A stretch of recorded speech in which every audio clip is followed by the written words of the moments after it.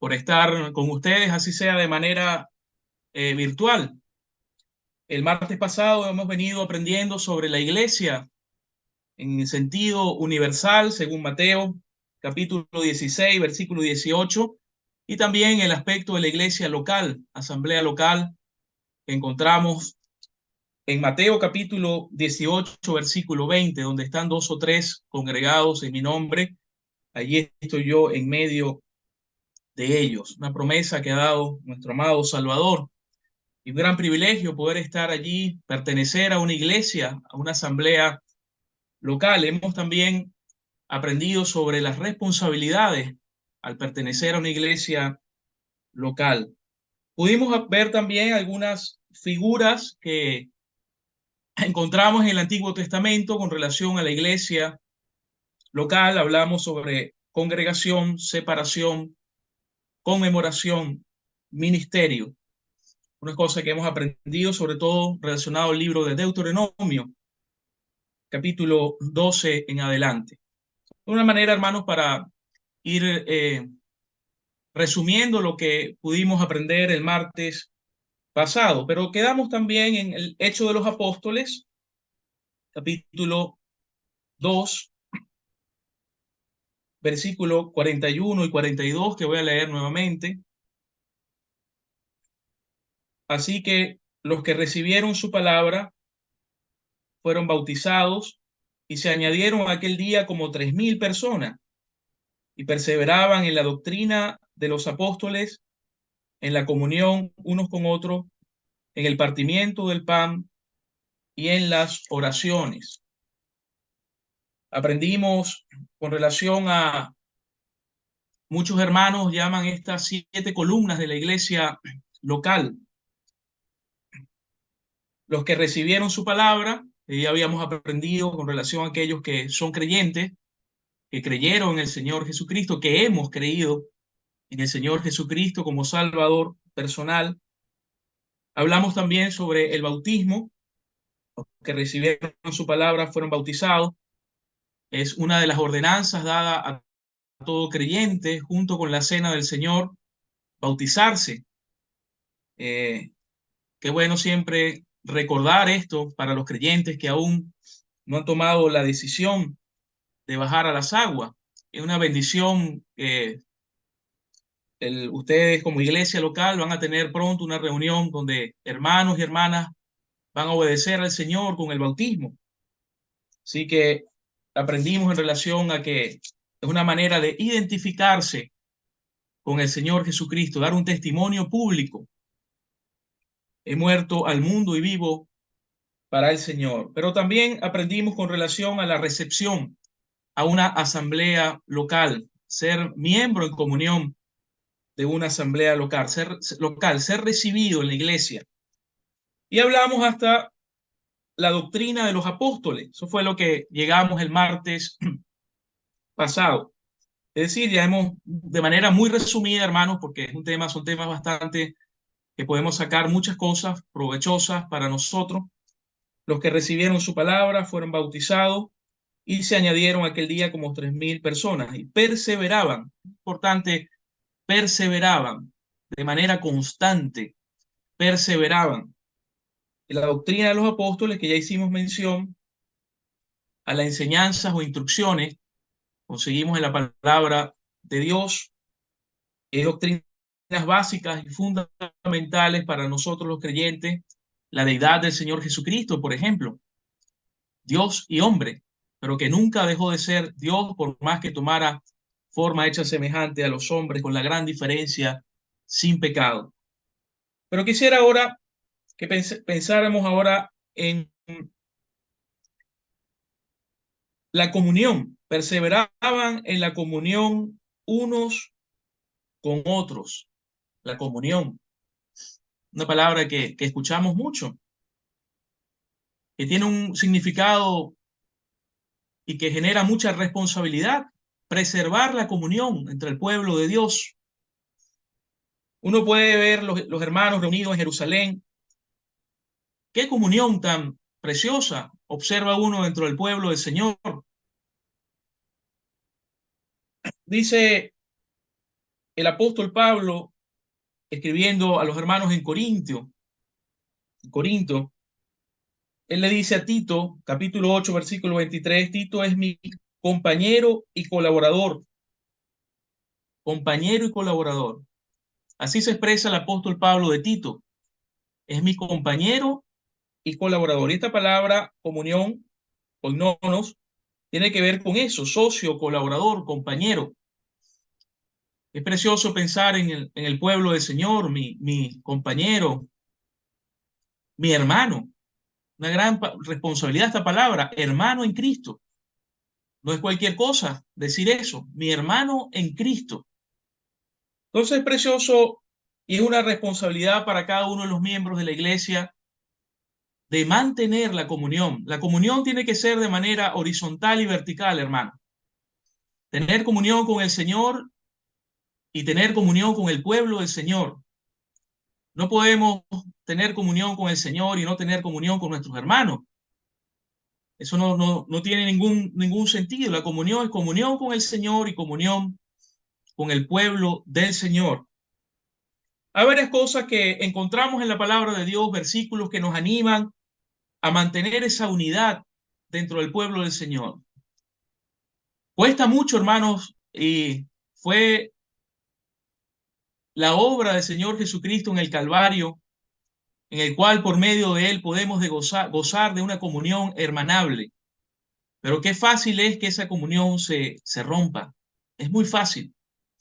A veces somos muy descuidados, hermanos, en esto y no valoramos la comunión dentro del pueblo de Dios y no preservamos la comunión dentro del pueblo de Dios.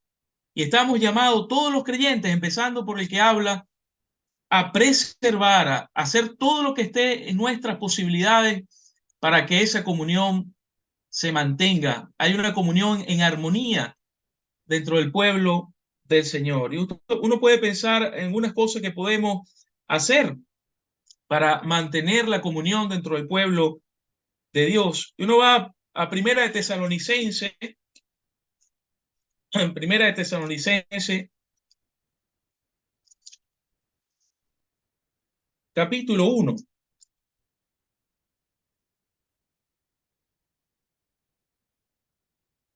Versículo 2. Ahí está el apóstol Pablo escribiendo a los hermanos en Tesalónica.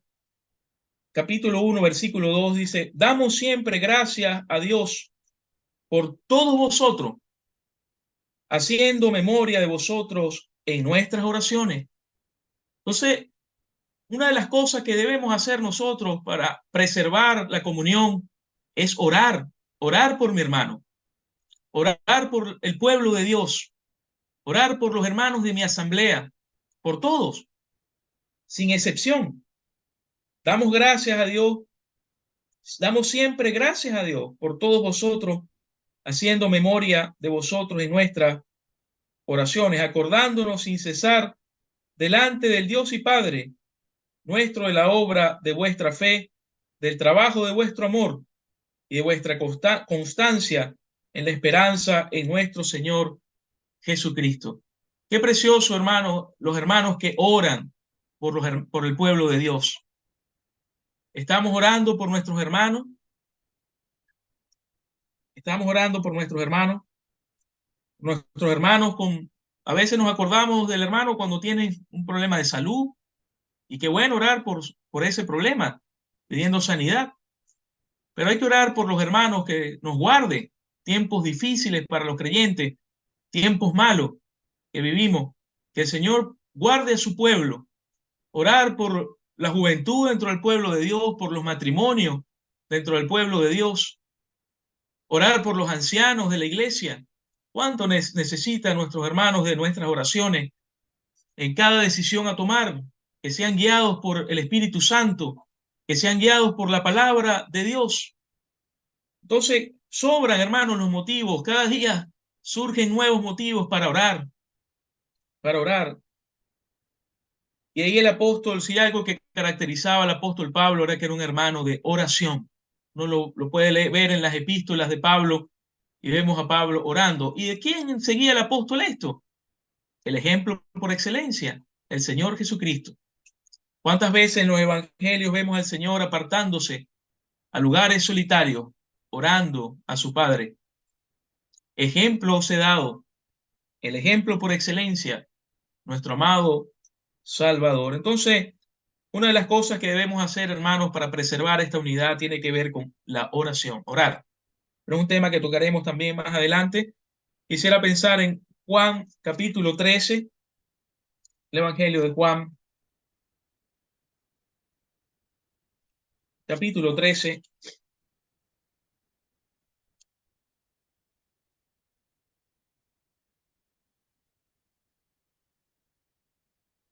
versículo 34. Dice el Señor Jesucristo: un mandamiento nuevo os doy, que os améis unos a otros, como yo os he amado, que también os améis unos a otros. En esto conocerán todos que sois mis discípulos, si tuviereis amor los unos con los otros. La oración por mi hermano y el amar a mi hermano, lo está diciendo el mismo Señor aquí en el Evangelio de Juan. En esto conocerán todos que sois mis discípulos, si tuviereis amor los unos con los otros. La oración y el amor, dos características que identifican un creyente, la oración y el amor. Pero también quisiera pensar en Primera de Tesalonicenses, capítulo 4, Primera de Tesalonicenses 4, versículo 18. Dice: por tanto, alentaos los unos a los otros con estas palabras. Ahí está el apóstol escribiendo allí a Tesalónica nuevamente: alentaos, animaos a los hermanos. Una palabra de aliento. ¿Cuántas veces hace falta esto, hermano? Dar una palabra de aliento a mi hermano, a mi hermana, de ánimo. A veces sucede lo contrario. Damos palabras que desaniman, que traen desaliento, que desaniman a nuestros hermanos, y sobre todo hermanos quizás débiles en la fe, con poca madurez en las cosas del Señor, nuevos creyentes. Y a veces reconocemos, hermanos, que en vez de dar palabras de ánimo, de aliento, a veces damos palabras que desaniman, que desaniman. Entonces, orando, amando, consolando, alentando a nuestros hermanos. Romanos capítulo 14, versículo 19. Disculpa, estoy citando varios versículos, pero es la palabra de Dios quien debe hablar, hermano. Romanos capítulo 14, versículo 18. Voy a leer Romanos 14, 18. Porque el que en esto sirve a Cristo agrada a Dios y es aprobado por los hombres. Así que sigamos lo que contribuye a la paz y a la mutua edificación. La paz y la edificación. Edificar. Ser un creyente donde, una iglesia donde podamos ver la paz del Señor, la edificación. Que mi hermano crezca, debe ser mi anhelo. Que el hermano crezca en la gracia y el conocimiento del Señor Jesucristo. Ese debe ser el anhelo, el deseo de todo creyente, ver el crecimiento espiritual de mi hermano. Que mi hermano esté cada día creciendo en las cosas del Señor. Que yo no sea obstáculo para ese crecimiento. El Señor me guarde a ser obstáculo para que mi hermano pueda crecer. Dice: sigamos lo que contribuye a la paz y a la mutua edificación. Pero Efesios capítulo 4, Efesios capítulo 4,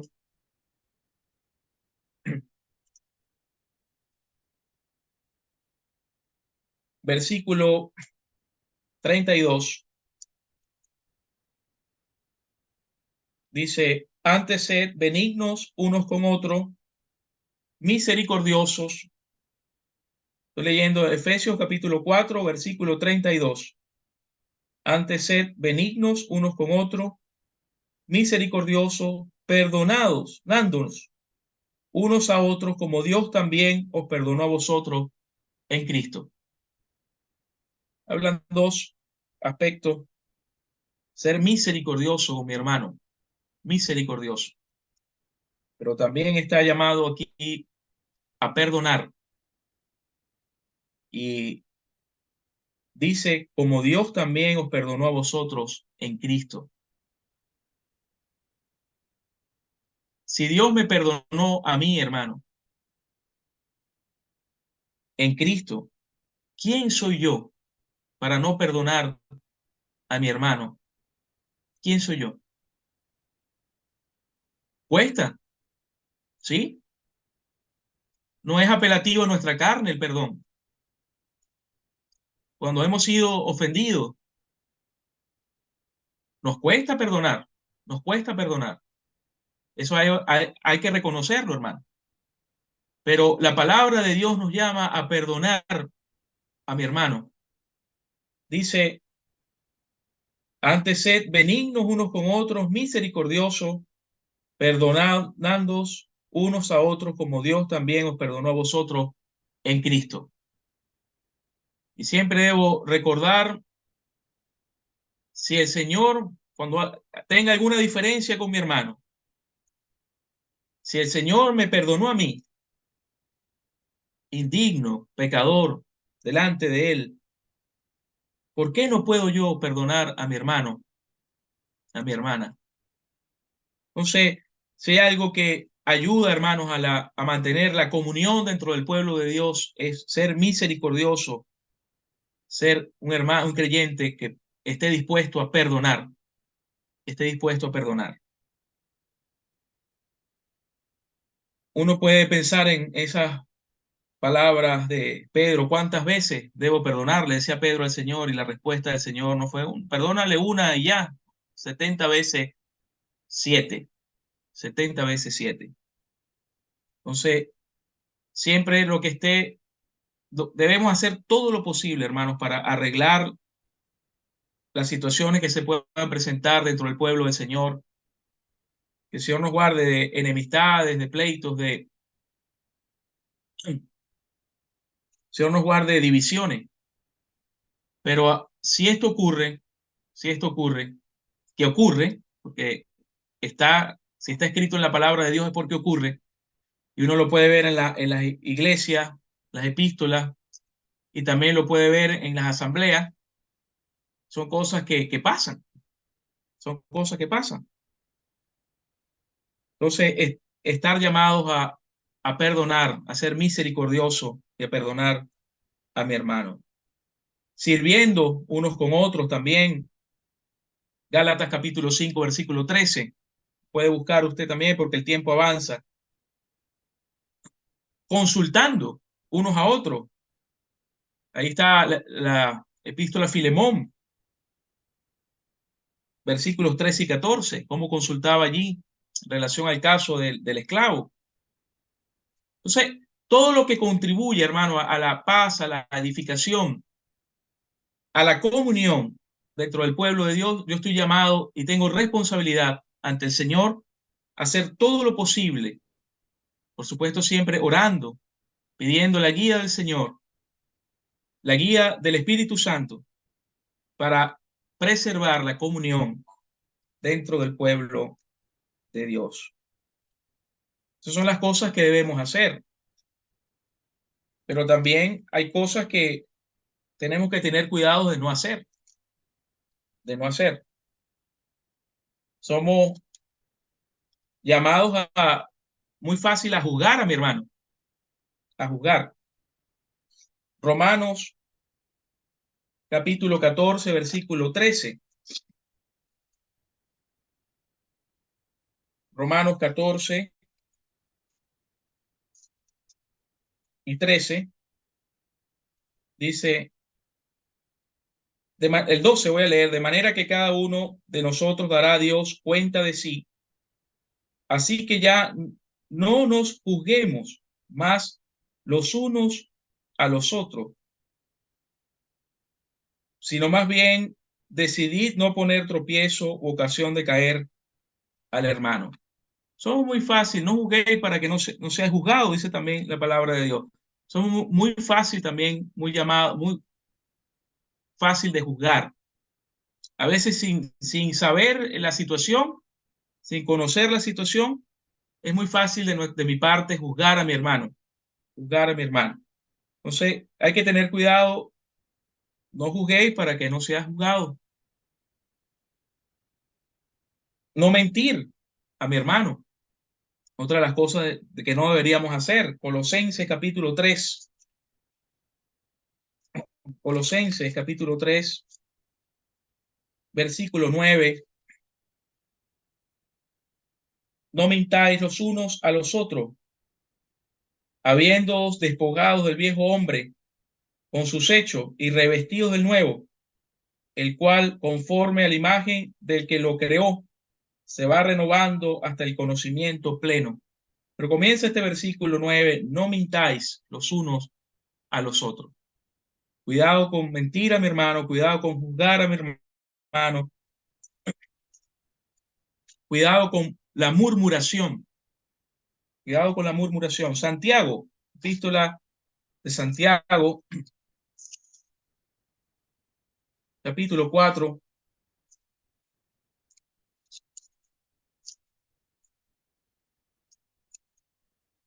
algo que también debemos cuidar mucho dentro de la iglesia, la murmuración. Santiago capítulo 4, versículo 11. Hermanos, no murmuréis los unos de los otros. El que murmura del hermano y juzga a su hermano, murmura de la ley y juzga la ley. Pero si tú juzgas a la ley, no eres hacedor de la ley, sino juez. Uno solo es el dador de la ley que puede salvar y perder. Pero tú, ¿quién eres para que juzgues a otro? Ya hemos hablado de juzgar, pero también aquí dice el versículo 11, no murmuréis los unos a los otros. Cuidado con esto, hermanos, de crear falsos testimonios a mi hermano, de hablar mal de mi hermano. Hay que tener cuidado con, quizá uno puede ver que son pequeños detalles, pero que hacen mucho daño al pueblo de Dios, que hacen mucho daño a mantener la comunión dentro del pueblo de Dios. Entonces, son cosas que debemos hacer y cosas que no debemos hacer en relación a perseveraban en la comunión, en la comunión. Estamos leyendo ahí en el libro de Hechos de los Apóstoles, capítulo 2, las 7 columnas de la iglesia local. Entonces ya hemos visto, hermanos, los que recibieron su palabra, versículo 41 de Hechos 2, así que los que recibieron su palabra fueron bautizados, se añadieron aquel día como 3,000 personas, perseveraban en la doctrina de los apóstoles, en la comunión unos con otros, en el partimiento del pan, la cena del Señor. Hablamos de que dos ordenanzas muy claras para el creyente, el bautismo y la cena del Señor, la cena del Señor, instituida por el mismo Señor, la noche que fue entregado. Uno puede ir a Primera de Corintios, capítulo 11,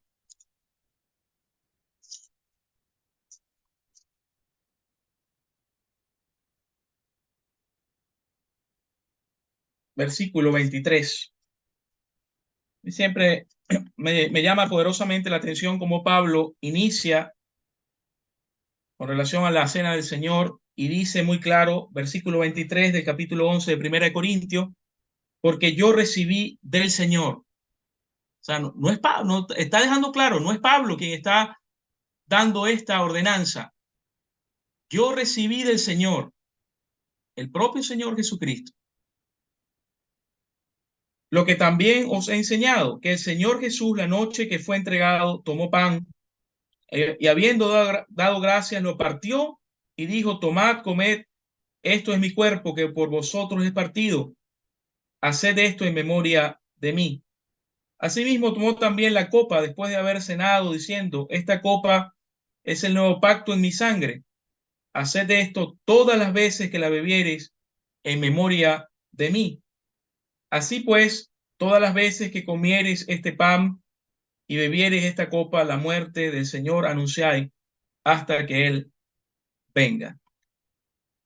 La institución de la cena del Señor, uno lo ve también en los evangelios, pero aquí siempre resalto esto, el que dice el apóstol Pablo en ese versículo 23, porque yo recibí del Señor una ordenanza para todos los que ya han creído en el Señor Jesucristo, fueron bautizados, añadidos a una iglesia local, que perseveran en la doctrina de los apóstoles, en la comunión y en el partimiento del pan.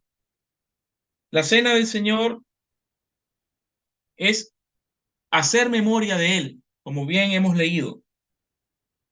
Es para un momento en el cual el creyente da al Señor. No es un momento para pedir, no es una reunión de oración. Es un momento donde uno da al Señor alabanzas, adoración. Él es el centro de esa reunión. Es un momento para que nosotros podamos expresar nuestra gratitud, hermano, nuestra gratitud, donde se está acompañado de preciosos himnos que tenemos en nuestro himnario relacionados con esta reunión de la cena del Señor. Y hay que tener siempre cuidado de pedir, debe ser guiado por el Espíritu Santo toda la reunión y uno evidencia cuando la cena del Señor, y cualquier reunión de la iglesia, pero especialmente hablando de la cena del Señor, uno puede notar cuando la cena del Señor fue guiada, dirigida por el Espíritu Santo. Es algo que se nota, hermano, que se deja ver cuando se están pidiendo los himnos acorde, cuando las adoraciones de los hermanos van acorde a un tema, que no nos hemos puesto de acuerdo. Es el Espíritu Santo que guía y debe haber una preparación previa de hermanos y hermanas para participar en esta solemne reunión como es la cena del Señor. Es al Señor, es para Él, es de Él, instituida por Él y es para Él. Y es para Él. Entonces podemos pensar en estas cosas, es una manera también de expresar la comunión, lo que hemos aprendido. Es una reunión donde se evidencia la comunión con el Señor y la comunión con su pueblo. Es muy triste, hermanos, que participemos en la cena del Señor y hayan hermanos que no se tratan, que no se hablan, que tienen problemas que no se han resuelto. Es muy triste esto y es totalmente en contra de lo que debería ser esta reunión, de poder participar de ese pan, de esos símbolos del pan y de la copa, teniendo problemas dentro del pueblo del Señor. Hay que arreglar las cosas para poder participar como corresponde en esta reunión muy sencilla, pero al mismo tiempo muy solemne, muy solemne. Entonces es una reunión donde se expresa la comunión, pero también es una fiesta memorial, una fiesta donde recordamos al Señor, su obra, su nacimiento, sus padecimientos, la obra en la cruz del Calvario, pero también recordamos que resucitó. Recordamos a nuestro amado Salvador en esta reunión como un memorial. Y como hemos leído aquí en 1 Corintios 11, también es una reunión donde anunciamos al mundo su muerte. Dice versículo 26, así pues, de 1 Corintios 11, así pues, todas las veces que comieres este pan y bebieres esta copa, la muerte del Señor anunciáis. La muerte del Señor anunciáis. Y nos dice también, finalizando el versículo, hasta que Él venga. Entonces, también en esta reunión anticipamos su venida. Le esperamos. Sabemos que va a volver.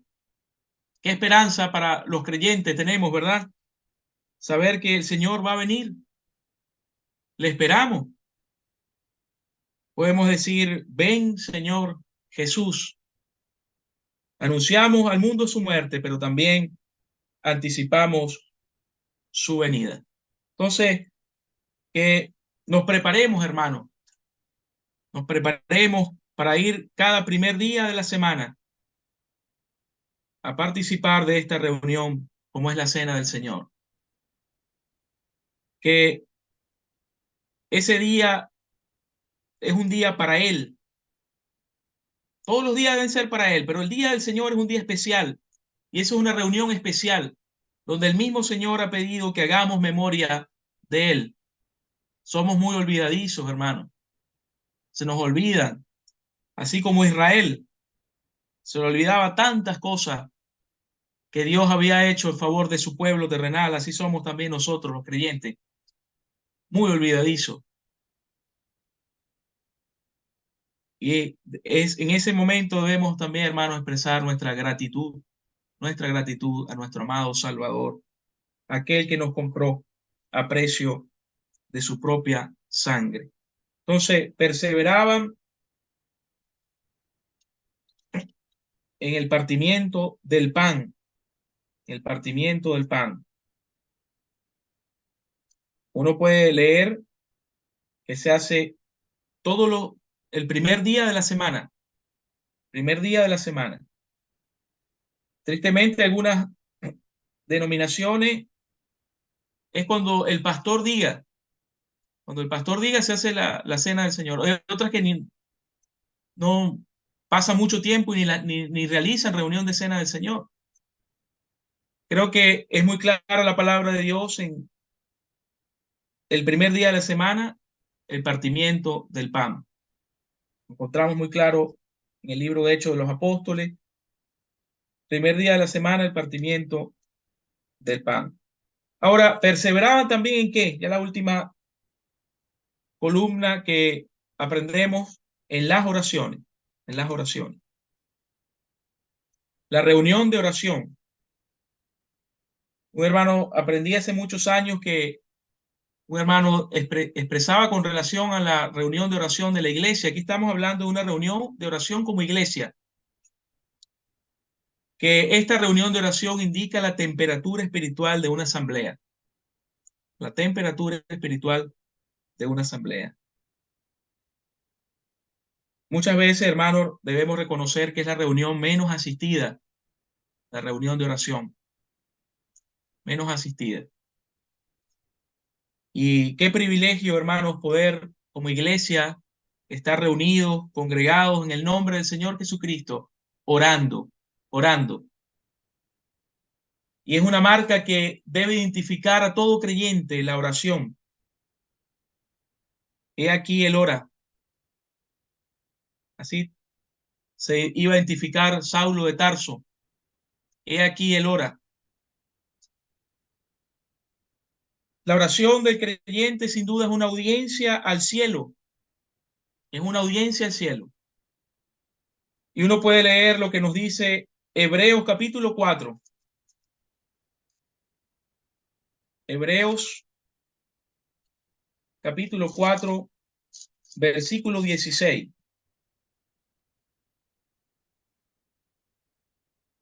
Voy a leer desde el 14. Hebreos capítulo 4, versículo 14.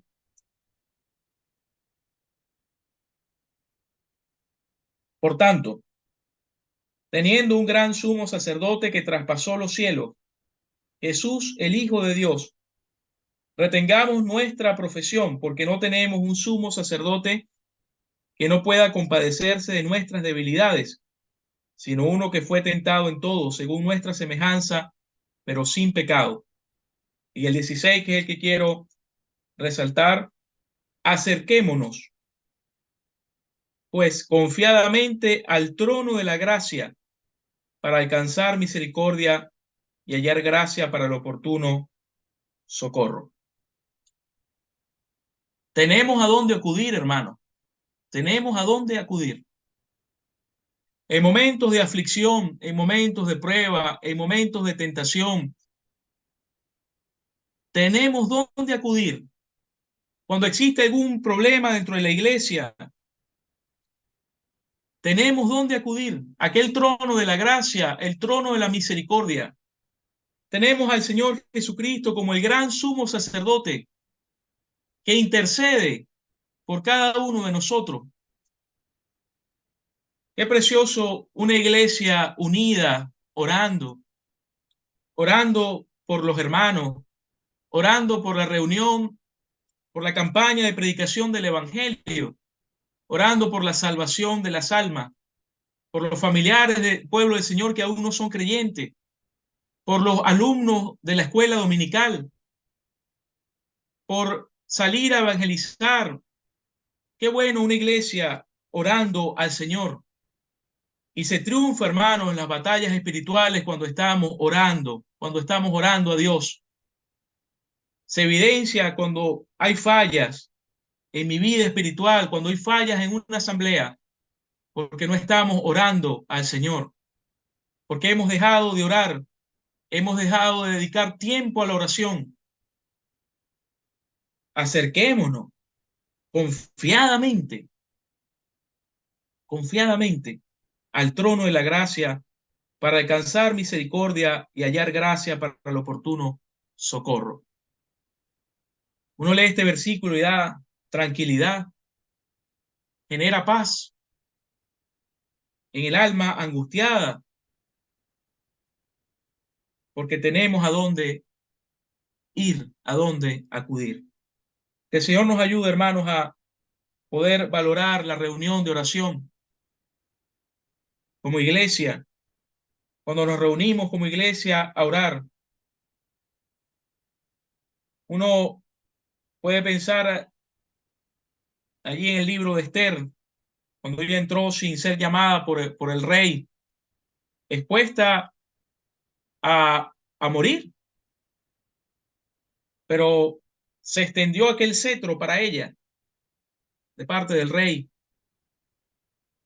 Y uno puede pensar, hermanos, en que el cetro del Señor siempre está extendido para cada uno de nosotros. Acerquémonos, pues, confiadamente al trono de la gracia para alcanzar misericordia y hallar gracia para el oportuno socorro. A veces tenemos angustia, no vemos que un familiar es salvo, no vemos que hay almas salvadas en las reuniones. Vayamos al trono de gracia y dejemos todos en manos del Señor.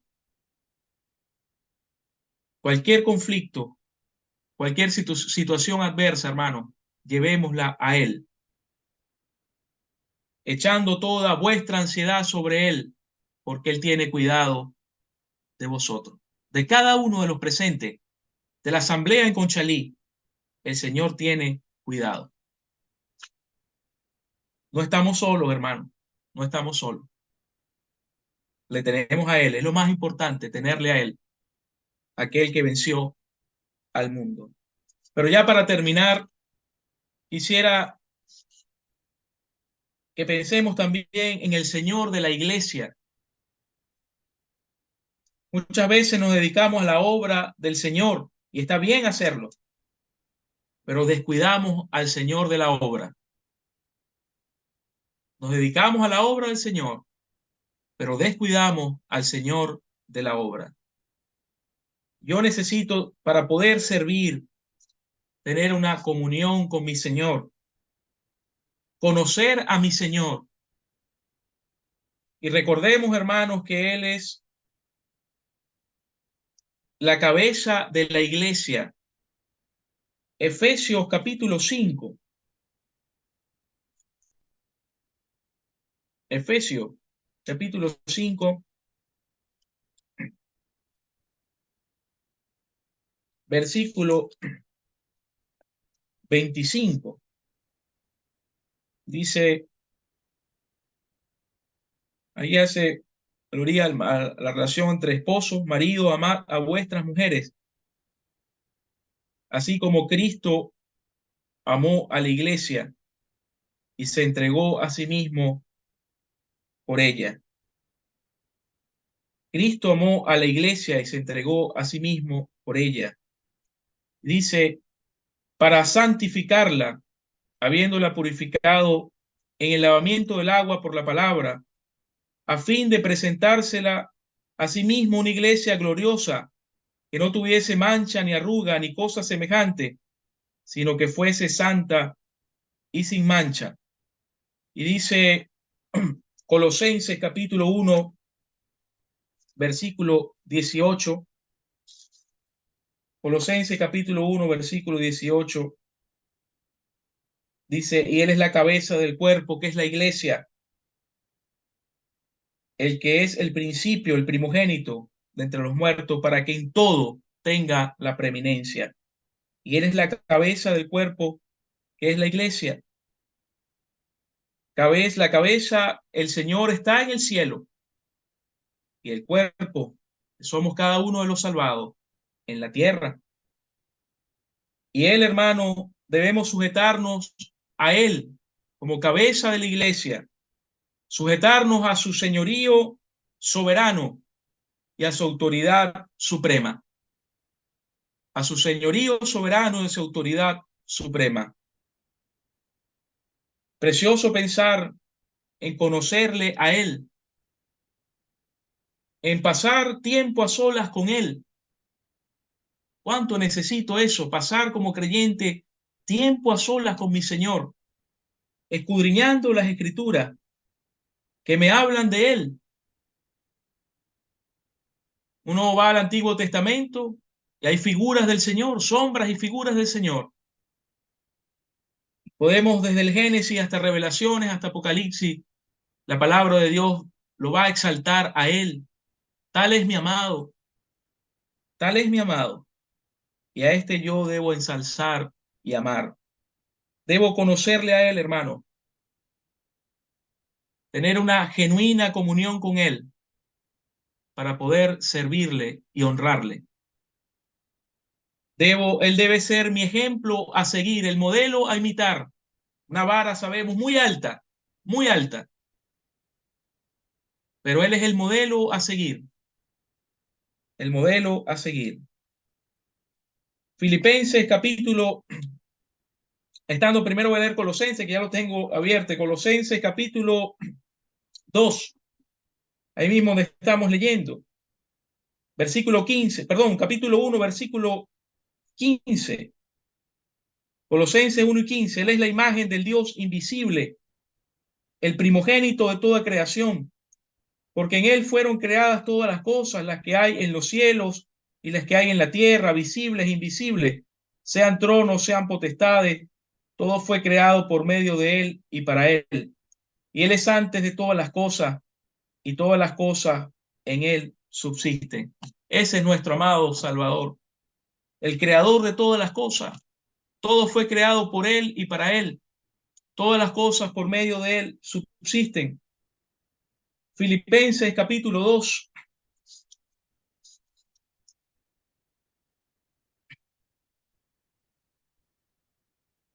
versículo 5.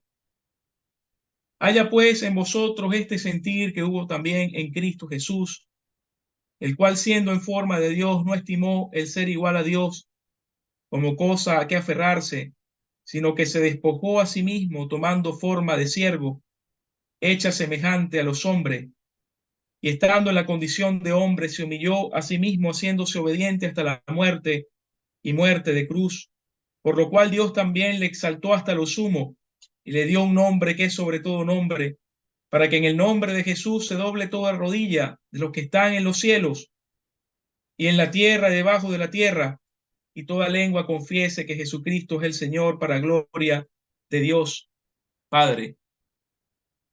Hebreos capítulo 1, estamos hablando de Él, cómo se exalta, cómo en la palabra de Dios le exalta. Conocemos al Señor a través de su palabra. Hebreos capítulo 1,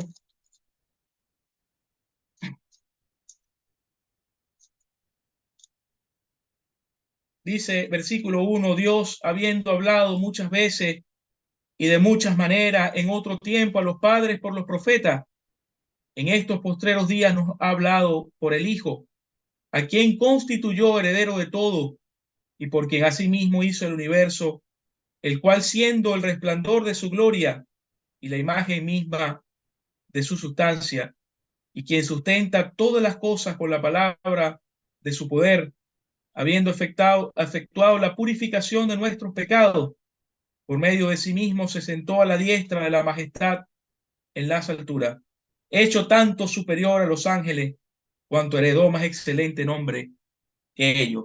El Señor superior a todo, superior, Hebreo nos habla, superior a la creación, superior a los ángeles, superior a Moisés, superior a todo. Ese es nuestro amado Salvador, el Señor de la iglesia, cabeza de la iglesia. Uno puede pensar, por cuanto agradó al Padre que en él habitase toda plenitud. Colosenses capítulo 1, versículo 19, toda plenitud. Y también nos dice en el mismo libro de Colosenses capítulo 2, versículo 9, porque en él habita corporalmente toda la plenitud de la deidad. Agradó al Padre que en él habitase toda plenitud. Es decir, hermanos, en él se encuentra la totalidad de Dios, porque él es Dios. Él es Dios. Eso es lo que expresa el apóstol Pablo allí a los hermanos en Colosa. Se encuentra en él la plenitud divina. La plenitud divina. ¿Qué nos queda a nosotros, hermanos? Agradarle a él. Todo lo que la iglesia, todo lo que yo debo hacer como creyente y todo lo que debe ser la iglesia. ¿Y qué es la iglesia? Todos los creyentes que allí nos congregamos. Debe ser para darle la gloria y la honra al Señor. Todo. Todo debe ser para darle la gloria y la honra al Señor. Quisiera terminar con ese versículo que nos da el mismo Señor en el Evangelio de Juan, capítulo 15. Evangelio de Juan, capítulo 15.